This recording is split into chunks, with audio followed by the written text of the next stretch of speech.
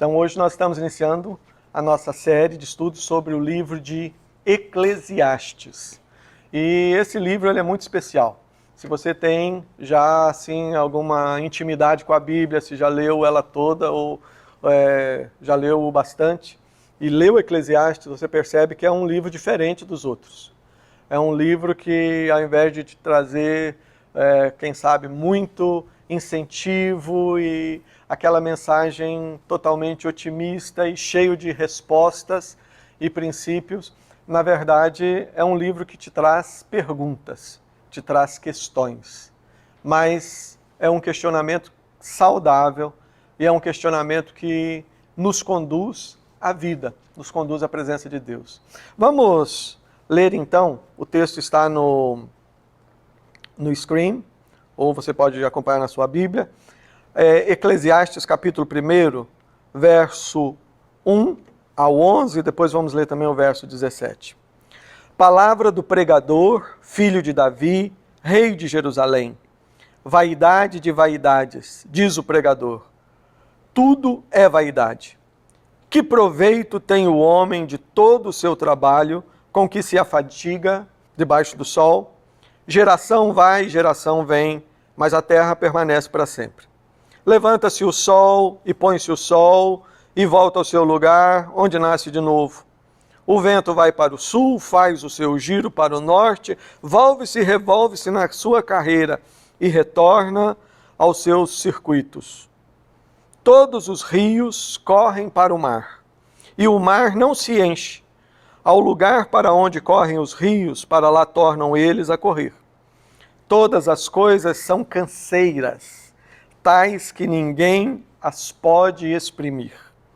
Os olhos não se fartam de ver, nem se enchem os ouvidos de ouvir. O que foi é o que há de ser, e o que se fez, isso se tornará a fazer. Nada há, pois, novo debaixo do sol. Há alguma coisa que se possa dizer, vê, isso é novo? Não. Já foi nos séculos que foram antes de nós.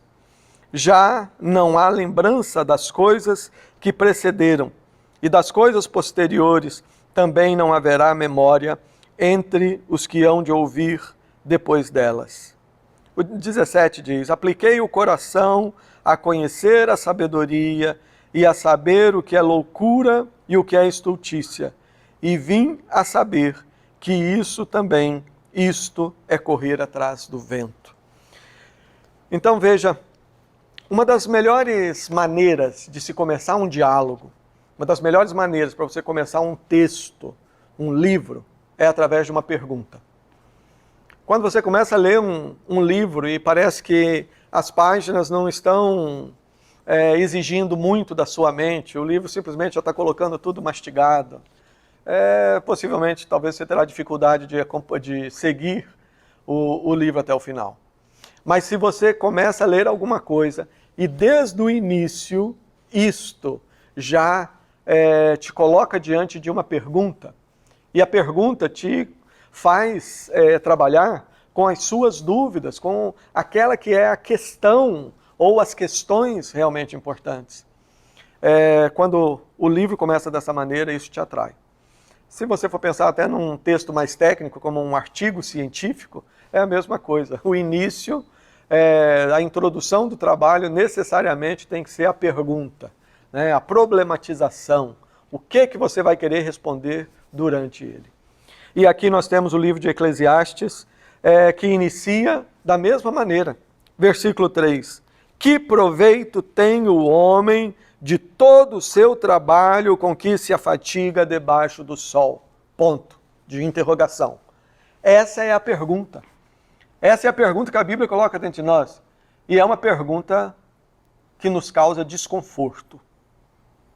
Que proveito tem o homem de levantar todo dia cedo, pegar seu carro, enfrentar o tráfico, né? O tráfego da cidade aqui de Miami, ir lá para a fábrica, ou quem sabe ir lá para o escritório e ter que conviver com um monte de situações desconfortantes e que te estressa e que te suga e aquela coisa toda. Que proveito tem? Que proveito tem o homem de todo o seu labor, de toda a sua fatiga. Esse texto ele nos chama a atenção, e é isso que Eclesiastes trabalha. Qual que é o sentido da vida? E é a busca do sentido. É isso que, busca do sentido, a busca do significado. É isso que nós vamos estar tratando hoje. E a mensagem de hoje ela é apenas a introdução. Né? Nós vamos continuar nos próximos domingos falando sobre Eclesiastes. É claro que o livro em si, ele trabalha muito com perguntas, mas ele também traz resposta. Mas nós devemos entender que Eclesiastes ele não é um livro isolado, ele faz parte da Bíblia. Esse conjunto de livros que nós sabemos é revelação de Deus. Deus nos fala através da Bíblia.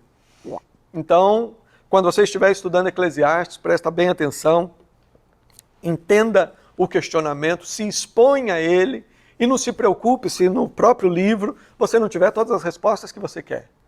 Porque você tem a Bíblia toda. E é o que é mais importante, você tem o autor da Bíblia, que é o próprio Deus. A Bíblia tem muitos escritores, mas um só autor. O Deus Todo-Poderoso, que criou todas as coisas. Essa semana eu li um trecho de um artigo. O artigo dizia a respeito, a pergunta era o que aconteceu, o que tinha antes do Big Bang. Você sabe, né? A ciência, muita gente fala, não, tudo isso começou de uma explosão e por aí afora vai. Mas agora, mesmo entre eles, tem gente perguntando, e teve um autor, um cientista que disse, olha, nada surge do nada. Então tinha que ter alguma coisa lá antes do Big Bang. Mas o problema é que às vezes vão construir mais teorias, e daí, em caso de dúvida, coloca mais alguns milhões de anos, né, como sempre faz. Mas o fato é que o que tinha depois? Nós temos Deus. Deus é aquele que, de eternidade a eternidade, Ele é Deus. Esse livro que nós temos aqui, certo? É um instrumento que esse Deus eterno, que já existia antes do Big Bang, desde a eternidade, o autor da vida, ele escreveu para falar conosco. E é aqui que Eclesiastes tem o seu valor nas suas perguntas. Ele não é como um livro de um autor qualquer, depressivo, que vai falando das dores e te deixa em lugar nenhum. Não, esse aqui é Deus. Aquele Deus que nós vamos ver quando fecharmos os nossos olhos na morte. Aquele Deus que Ele nos acompanha. A Bíblia diz que todo mundo vai comparecer perante Ele, grande, pequeno, todos.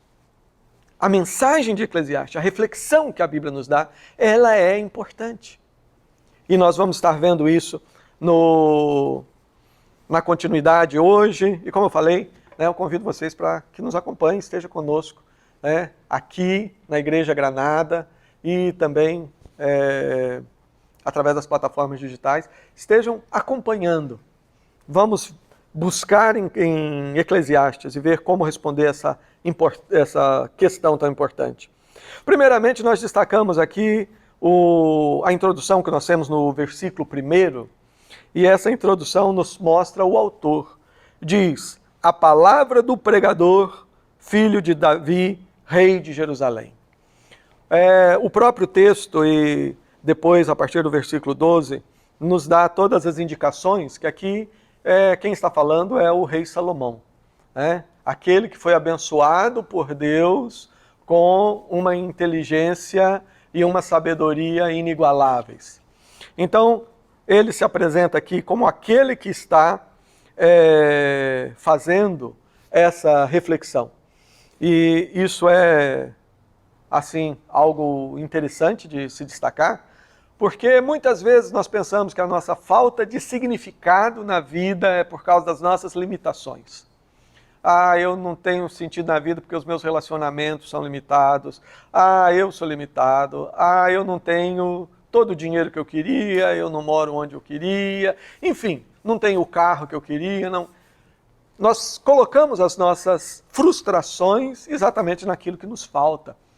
Mas é maravilhoso que Deus colocou aqui para fazer essa reflexão, não João Batista, precioso João Batista, que morava lá no deserto. Não, ele colocou Salomão, que morava lá no palácio, Salomão, que tinha uma fortuna, uma riqueza, que a Bíblia diz, ó, na época não teve nenhum rei tão rico como Salomão.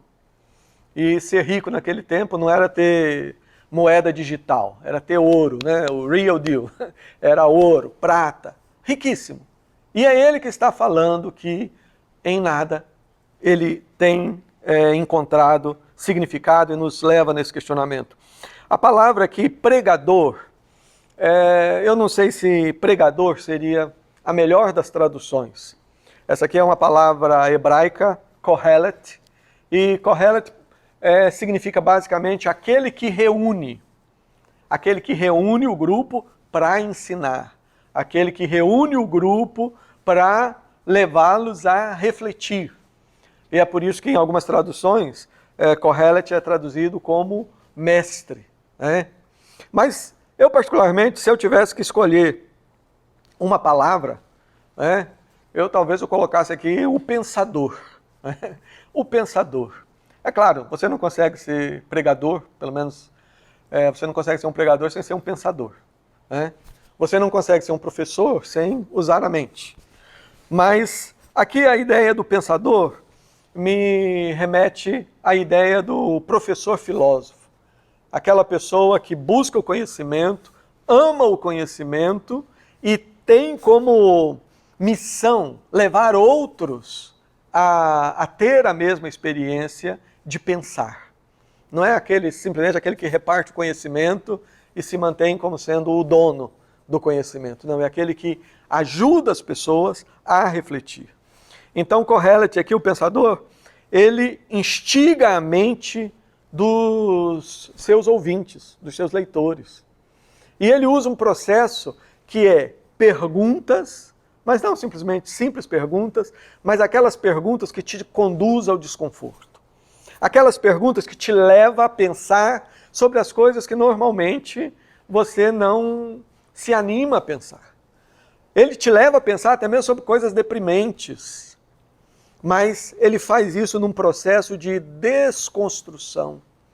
Porque é na área do desconforto que nós estamos prontos para ouvir, para aprender.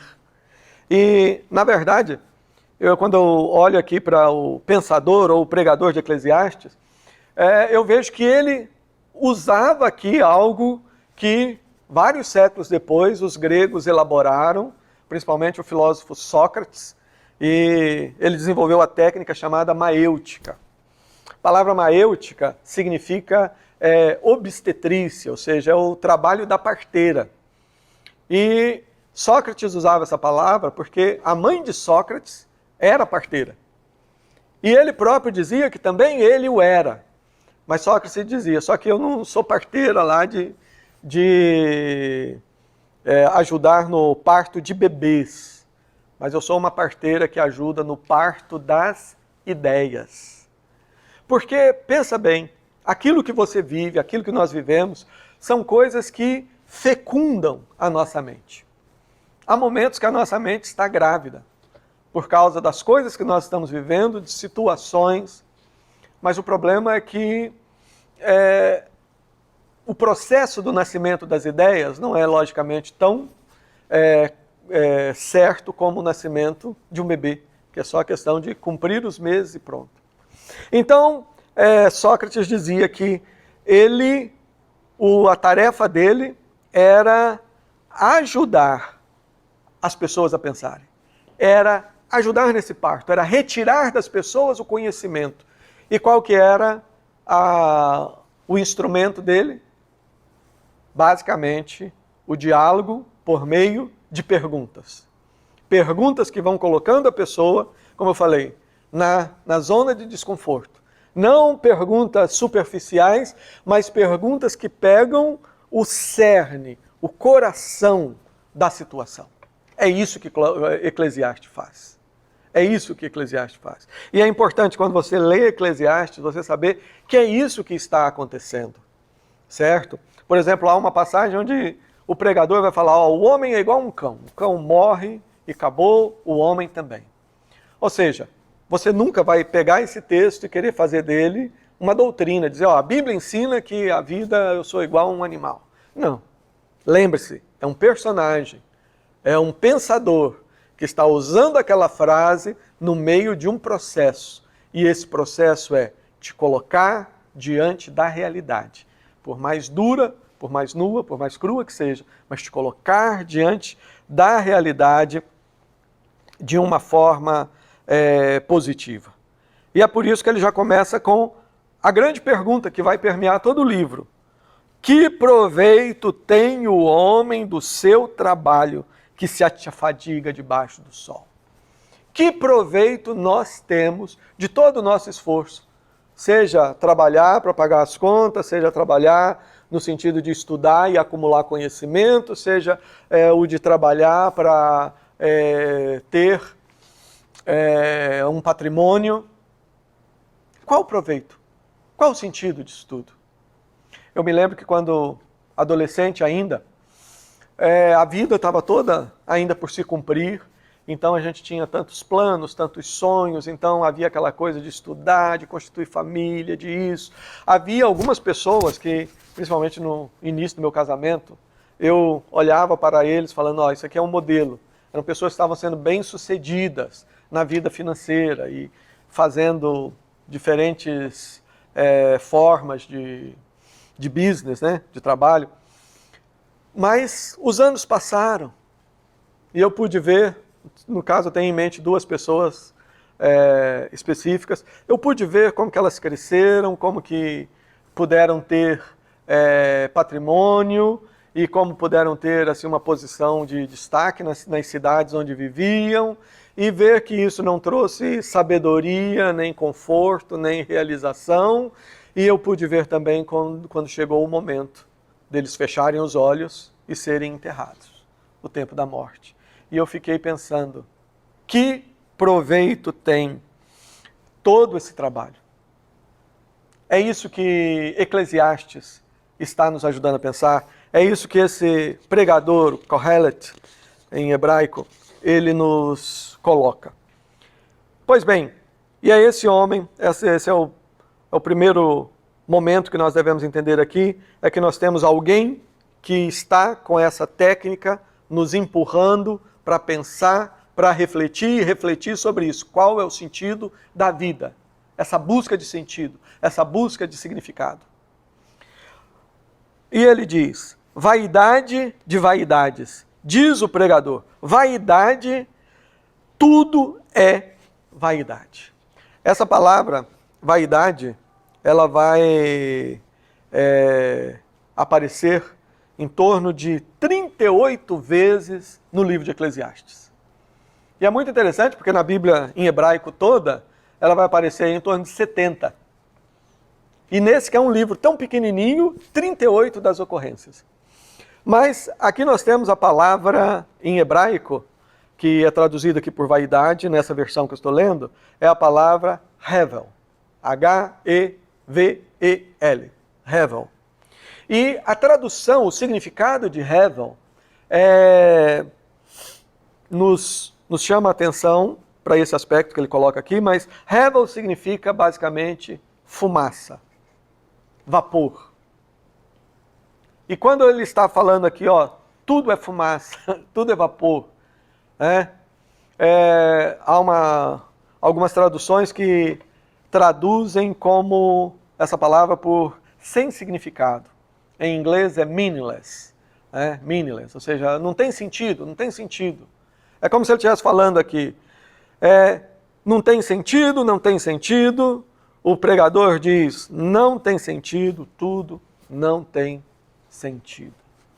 Mas, como eu falei, a palavra meaningless, ou sem sentido, talvez também não seja a melhor das traduções. Então, ao invés de nos preocuparmos com a tradução, vamos prestar atenção na figura, já que a gente sabe o significado. O que ele está nos falando aqui? Ele está falando que a realidade, a vida ao nosso redor, ela é muito semelhante à fumaça. A fumaça é algo assim que nos chama a atenção, ela é assim meio paradoxal. Ou seja, A fumaça, ela é uma substância, ela é alguma coisa. Não é uma ilusão de ótica. Fumaça é fumaça. Se você for pesquisar ali, você vai encontrar átomos, moléculas, química, ou seja, ela tem uma substância.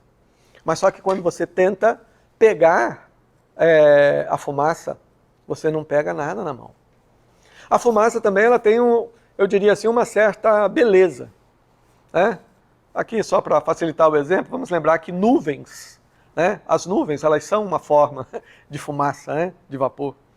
Quem aqui, quem sabe quando criança ou ainda hoje, não teve aquele momento de olhar para as nuvens e começar a identificar formas, né? Coisas, objetos.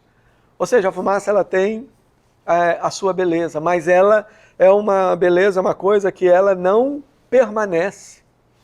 Eu me lembro, nesse exercício, né? Principalmente as crianças gostam de ver as nuvens e figuras, às vezes a gente vê algo nítido e chama a atenção da outra pessoa e começa a querer mostrar, mas nesse tempo aquilo ali já se desfez, e aquela imagem tão nítida que você via já não tem.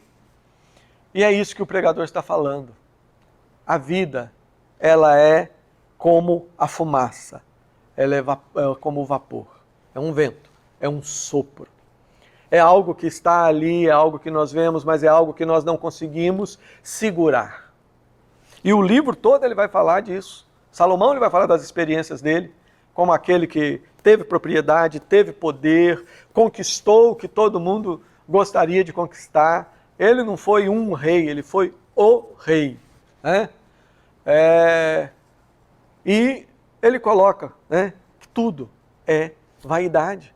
Você não consegue segurar. E aí tem uma coisa da nossa própria natureza.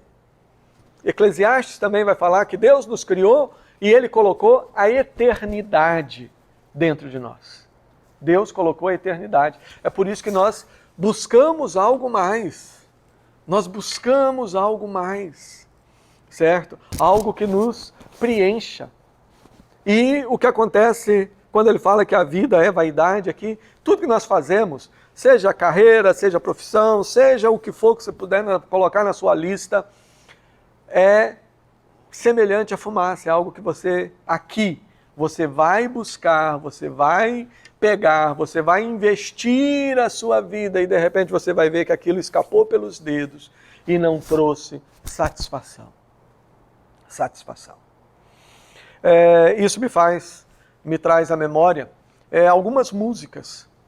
E eu gosto de pensar nas músicas porque isso mostra como que esses questionamentos com relação a não estou encontrando nada que me traga satisfação e essa busca por sentido, não é uma coisa que nossa, que estamos lendo Eclesiastes, não, é uma coisa da humanidade. Por exemplo, aquela banda inglesa, o Rolling Stones, tem uma música muito conhecida, que é quando eles cantam I can get no satisfaction. I can get no satisfaction. Because I try and try, I can get no. O que ele está falando aqui, ó, eu não consigo nenhuma satisfação. Essa é a letra. Eu não consigo nenhuma satisfação, porque eu tento, e eu não consigo não. Agora, nós estamos falando de Rolling Stones. Quantas pessoas gostariam de, se não em tudo, mas em grande parte está no lugar do Mick Jagger e outros, né, que fazem parte da banda. Eu quero dizer assim, a fama, o poder de influência, dinheiro, recurso, etc. Mas são eles que estão cantando, ó, eu não tenho satisfação. E longe de Cristo não se pode ter satisfação.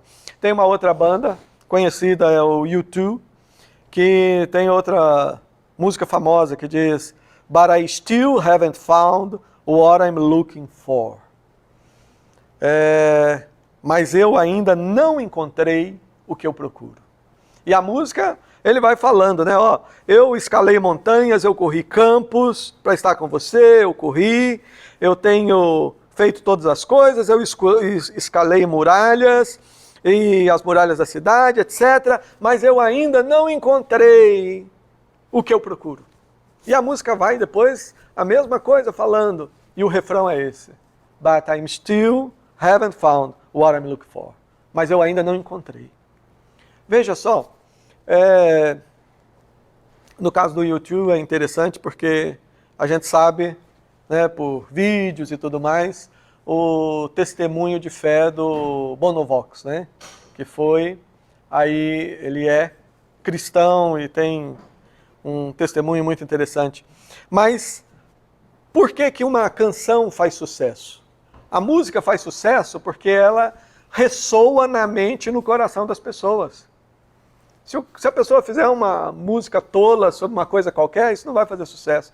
Mas quando você fala algo que bate lá dentro e, isso realmente tem a ver comigo, isso faz sucesso. Falei aqui de 2 canções cheias, muito conhecidas. E é sobre isso que Eclesiastes está falando também. Se Salomão fosse um popstar, talvez ele pudesse estar no palco cantando as 2 músicas, para expressar aquilo que ele estava sentindo. Mas aqui, pela iluminação do Espírito Santo, nós temos aqui em Eclesiastes.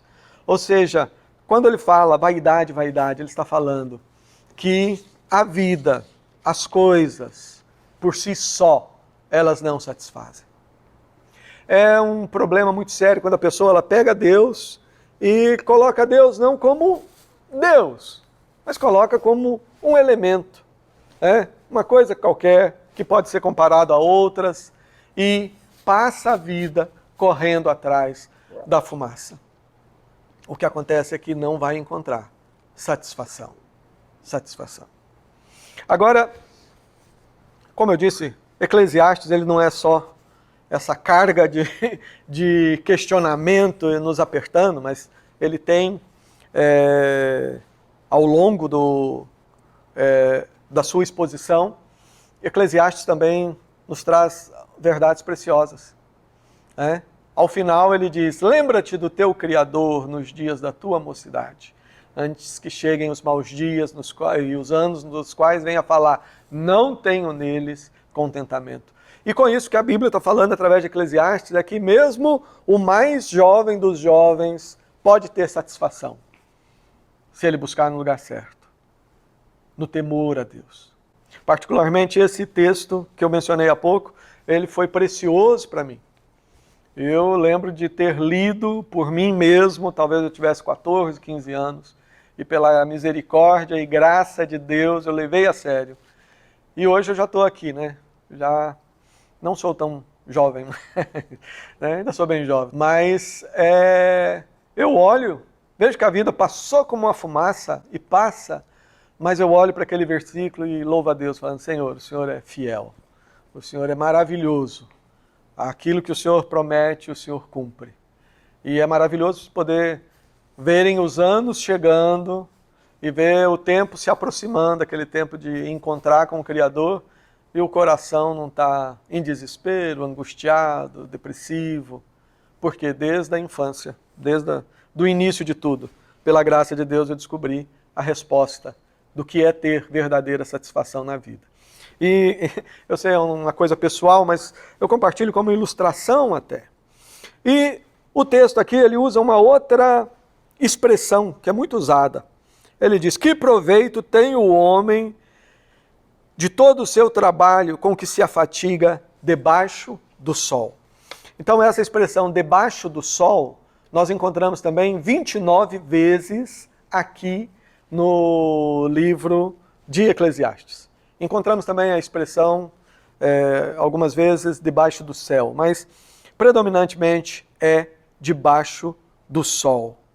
E olha só o que ele nos leva a ver aqui nos versículos 4 a 11. E daí nós voltaremos a discorrer sobre a expressão debaixo do sol. Que proveito tem? Olha só, geração vai, geração vem, mas a terra permanece para sempre. Vocês já pensaram quanta gente já viveu aqui nessa cidade, que na época que estavam vivendo, eram pessoas conhecidas por todo mundo, eram pessoas influentes, eram pessoas, algumas literalmente, a palavra dela produzia vida ou morte. né? Ou seja, pessoas que tinham poder, pessoas ricas, pessoas das quais nós não sabemos nem o nome, nem nada a respeito delas. Eu acho interessante, e esse é um desafio para nós, né, que pregamos a palavra, nos exemplos que usamos. E eu me lembro que eu gostava muito, né, no início do meu ministério, eu gostava de pregar e citava música, citava isso, citava aquilo e tal. Aí eu me lembro que um dia eu estava conversando com uma adolescente e tal, e falei da música, falei, aquela música The Wall, do Pink Floyd, você não conhece? Ela, Conhece Pink Floyd? Eu falei, essa música foi muito conhecida, quando o muro de Berlim caiu. Aí ela olhou, tem um problema. Quando o muro de Berlim caiu, eu não tinha nascido ainda. E eu falei, eu tenho que mudar aqui a minha dinâmica, né? E eu comecei a prestar atenção mais nisso. Mas é muito interessante isso. Aqui, né? Quem já tinha nascido naquela época, que está me ouvindo, sabe, né? Muro de Berlim, Guerra Fria, aquele grande show, aquela coisa. E de repente eu encontro uma adolescente que não sabe absolutamente nada daquilo, não conhece, aquilo não lhe diz respeito em nada. E eu penso em tantos outros nomes que estiveram envolvidos. A vida passa, é o que o texto está falando, ó, geração vai, geração vem, mas a terra permanece para sempre. O sol se levanta, volta para o seu lugar, o vento vai, faz o seu giro, volta para o seu lugar, os rios correm para o mar devolve as águas e vai tudo aquilo. Todas as coisas são canseira. Todas as coisas são canseira. Todas as coisas que estão debaixo do sol. Esse texto aqui, o autor, primeiramente, ele nos chama a atenção para a marcha do tempo. Quando ele fala, o sol vem, o sol vai, o mar, a água, o que ele está falando é que o tempo, ele está em movimento e o tempo não para.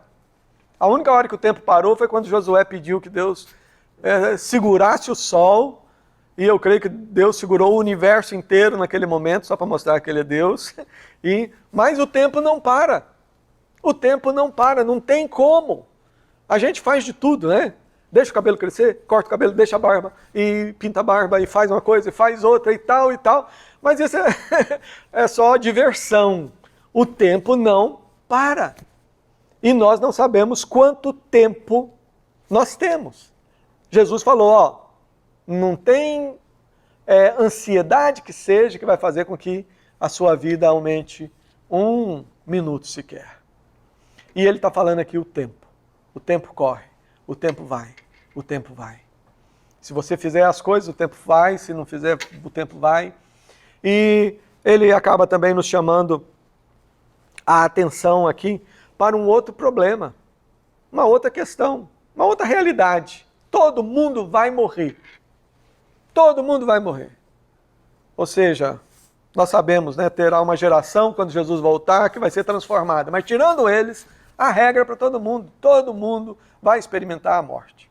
Mais cedo, mais tarde, mais dia, menos dia.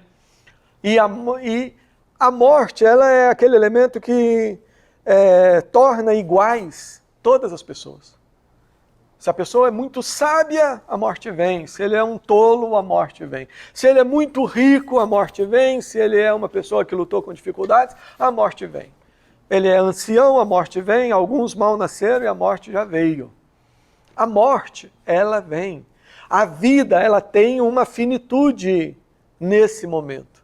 A nossa vida aqui, nessa era, nesse momento que nós estamos vivendo, não é uma coisa indefinida. Ela passa. E ela passa rápido. Às vezes, menciono a minha idade, né? Primeiro até para eu lembrar disso, mas para mim é uma forma de eu dizer que como que o tempo passa rápido? Como que o tempo passa rápido? E de repente, ao invés de pensar que não, eu vou ter mais 50 anos, não, eu tenho que ter foco. Não, vou ter mais 20, mais 30, vamos ser otimistas, mais 40, né? Mas o tempo passa. Porque a vida até agora foi igual um sopro. Agora, essa expressão, que essa é a vida debaixo do sol. Compreender essa expressão debaixo do sol já nos ajuda muito, nos ajuda muito na reflexão. Primeiramente, a expressão abaixo do sol traz essa ideia de uma perspectiva da vida que se limita ao que nós estamos vendo aqui. Ou seja, não tem eternidade, não tem nada, não. Você deve escutar muita gente que fala assim, não, a vida é aqui agora, não me preocupo com depois. Uma loucura, como que eu não me preocupo com depois? O depois é eterno, sem chance de mudança. E não adianta eu ficar com argumentação, não. É o que Deus determinou, é o que Ele revelou. A vida, ela não é uma enquete de Facebook, onde cada internauta pode dar lá a sua opinião, mais atravessada que seja, no final vamos ver a quantidade de votos. Não! A vontade de Deus é única. Ela é perfeita. Então, debaixo do sol significa uma vida vivida sem Deus. Aliás, quando estudamos a literatura rabínica, dos rabinos, nós vemos que essa expressão, ela significa literalmente isso, vivendo uma vida sem Deus. O que é debaixo do sol? É um hebraísmo. Nós lemos e a resposta não nos vem, mas dentro da cultura hebraica, principalmente aqueles que estão bem acostumados ao contexto ali do texto e tudo mais, quando vem a expressão debaixo do sol, ele já sabe, é vivendo uma vida sem Deus. O fato é que essa expressão nos remete para a vida sendo vivida alheia à pessoa de Deus. E aqui então nós já encontramos um respaldo, um primeiro conforto para respirarmos. Quando nós entendemos, sim, que primeiro Eclesiastes ele está nos forçando a pensar o que é uma vida sem Deus. Vamos pensar bem, às vezes nós podemos ter uma Bíblia, nós podemos frequentar um grupo, mas vivemos como se Deus não existia. Quando a gente vai falar de ateu, uma pessoa que nega a existência de Deus, há quem classifica em dois tipos, o ateu teórico e o ateu prático. O ateu teórico é aquele que diz que não crê em Deus e usa um monte de argumentos para dizer que Deus não existe, etc, etc. Agora, o ateu prático é aquele que diz que Deus existe, mas vive como se ele não existisse. Diz, eu creio, mas vive como se não crê. Diz, não, Deus é Deus, mas ele vive como qualquer outra pessoa vive debaixo do sol. Ou seja, ele vive a vida sem a presença de Deus. O texto, então, na sequência, ele vai nos levar a essa reflexão. A vida sem Deus, ela não tem sentido. A vida sem Deus, ela é correr atrás do vento. Ela é tentar pegar a fumaça com a mão. Eclesiastes é um livro cheio de perguntas, mas ele está no contexto da Bíblia, com tantos livros cheios de resposta. E aqui eu quero apenas, já concluindo, mencionar dois textos. O primeiro é Colossenses 2:3, que diz, em quem, ou seja, em Cristo, todos os tesouros da sabedoria e do conhecimento estão ocultos. Se eu estou vivendo simplesmente debaixo do sol, se eu estou vivendo simplesmente alheio à realidade de Deus na minha vida, eu vou viver na angústia, na depressão, sem sentido. Mas quando eu encontro Cristo, em Jesus, estão escondidos, estão ocultos, estão em Cristo todos os tesouros do conhecimento. Todas as respostas que eu preciso estão em Jesus. Todas as respostas que a minha alma precisa estão em Jesus. E não é simplesmente em textos que falam sobre Jesus, mas através dos textos da Bíblia nós encontramos o próprio Cristo na nossa vida. É por isso que Eclesiastes fala, lembra de Deus quando você ainda é jovem, porque chega o tempo que você vai dizer, não tenho nele prazer. Hoje é o dia, hoje é o momento para você e para mim, para todos nós. Hoje é o dia, é o momento de nós buscarmos a Deus em Jesus. E o outro texto, com isso eu encerro, é o de João capítulo 1, os primeiros versículos que dizem: no princípio era o Verbo estava com Deus, o Verbo era Deus, todas as coisas foram feitas por intermédio dele, e sem ele nada do que foi feito se fez. A vida estava nele, e a vida era a luz dos homens. E no versículo 14 diz: e o Verbo se fez carne e habitou entre nós. A palavra verbo aqui, grego, é a palavra logos. E logos era uma palavra muito usada dentro da filosofia grega, e uma das coisas, que a palavra era usada era a questão do sentido, do significado.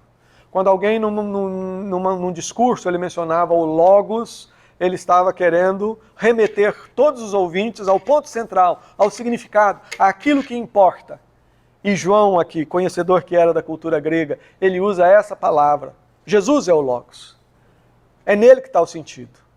É no Messias que veio e que está por regressar em breve. É nele que está o significado. É nele que está a luz. É nele que nós encontramos as respostas. E somente através dele é que a vida não se torna uma coisa totalmente sem sentido. Se não fosse Jesus na nossa vida, possivelmente a nossa reflexão seria mais cinza, mais drástica e depressiva do que Eclesiastes. Porque sem Cristo, sem esperança, se a vida é só aqui, e daí não adianta querer simplesmente assumir uma filosofia de vida. Há pessoas que fazem isso: não, a vida é só aqui, então eu vou mudar a minha vida, eu vou fazer isso aqui. Engano. Nós estamos aí, temos aí a história recente. E quando eu falo história recente, eu pego dos anos 70 para cá. Tivemos todo o processo da contracultura, tivemos tantas coisas, mudanças, e filósofos, e pensadores, e cantores, e gente propondo tudo. Mas chegando ao final, morrendo de overdose, morrendo de tantas outras coisas. E por quê? Sem Cristo. Jesus, é nele que está o tesouro, é nele que está o conhecimento, é nele que está o sentido. E nos alegra também ver que muitos daqueles que passaram por toda essa reviravolta aí dos anos 70 e toda essa coisa, e foi há tantos que encontraram Jesus, o significado, e tiveram uma vida transformada. Convido vocês, então, a estarem conosco também nas próximas semanas. Você pode estar conosco aí através da mensagem gravada, e vamos estar caminhando por Eclesiastes e buscando compreender melhor a resposta que a palavra de Deus nos dá. Qual que é o sentido da vida? Qual que é o significado? O sentido da vida é Jesus, é Deus. Porque nele, por meio dele e para ele são todas as coisas. Vamos orar. Pai, nós agradecemos a Ti, agradecemos grandemente por esse momento, agradecemos pela Tua palavra que é viva e eficaz, e pedimos que o Senhor mesmo esteja aplicando essa mensagem em cada coração, segundo o Teu propósito para as nossas vidas. E que nós estejamos olhando para o Senhor, o único que pode trazer significado para a nossa vida, o único que pode trazer sentido para tudo aquilo que fazemos. No nome de Jesus nós oramos. Amém e amém.